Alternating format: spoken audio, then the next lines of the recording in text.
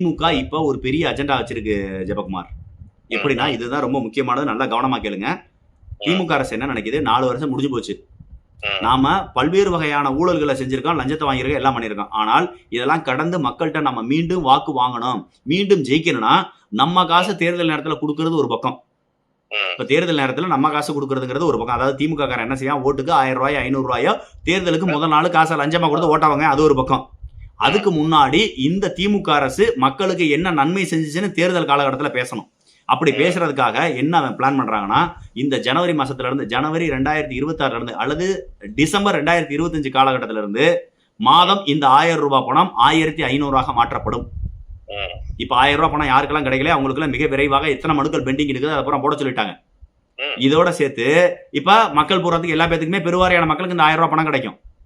4 வருஷம் அனுபவிச்சேன் திமுக காரன். இப்ப கடைசி ஒரு வருஷத்துல ஏழை எளிய மக்களுக்கு யாருக்கெல்லாம் பெண்டிங் நிக்குதோ எல்லா பேத்துக்கும் கொடுக்க சொல்லிட்டாங்க. கொடுத்துட்டு இப்ப என்ன செய்யறாங்க?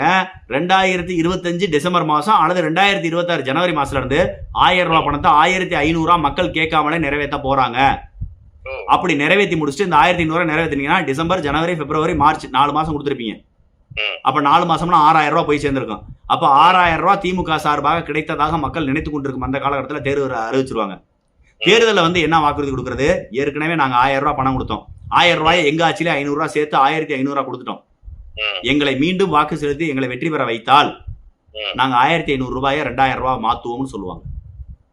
இதுதான் மிகப்பெரிய வாக்குறுதியாக திமுக திட்டமிட்டு கடைக்கோடியில் இருக்கக்கூடிய திமுக காரண்ட வரை இந்த அஜெண்டா கொண்டாந்து சேர்த்துட்டாங்க.